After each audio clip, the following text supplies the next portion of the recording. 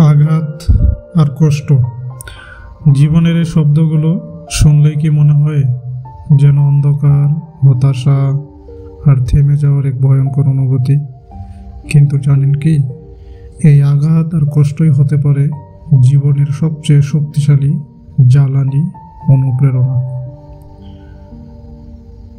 একবার ভাবুন তো, যখন আপনার জীবনের সবচেয়ে কঠিন সময় এসেছে তখন কি করেছিলেন? হয়তো কেঁদেছেন, হয়তো থেমে গেছেন, কিংবা হয়তো ভেবেছেন সব শেষ। কিন্তু সত্যিটা কি জানেন?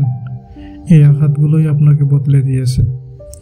সেই কষ্টগুলোই আপনাকে শিখিয়েছে কিভাবে আরো শক্তিশালী হতে হয়। কষ্ট, এটা হলো সেই আগুন যা লোহার মতো শক্ত করে তোলে আমাদের।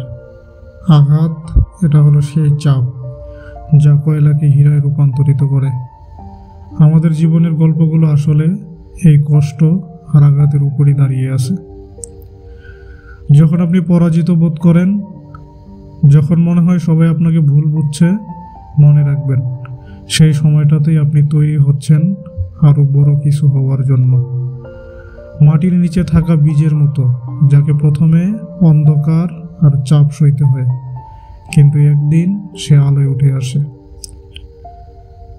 তাহলে কষ্টকে ভয় পাবেন না, আঘাতকে থামিয়ে দিবেন না, বরং এটাকে ব্যবহার করুন, এটাকে নিজের শক্তিতে পরিণত করুন। কারণ একমাত্র জ্বালানি হিসেবে এই কষ্ট আর আঘাতই আপনাকে এমন এক জায়গায় পৌঁছে দেবে যেখানে আপনি নিজেকে চিনতে পারবেন না। তাহলে এখন বলুন, আপনি কি প্রস্তুত আঘাত আর কষ্টকে নিজের শক্তিতে পরিণত করার জন্য? সিদ্ধান্ত আপনার। জীবন আপনাকে চ্যালেঞ্জ দিয়েছে, এখন আপনার পালা। ভিডিওটি ভালো লেগেছে? তাহলে লাইক দিন, শেয়ার করুন আর আমাদের চ্যানেলটি সাবস্ক্রাইব করতে ভুলবেন না। মনে রাখবেন, আপনি আপনার গল্পের নায়ক।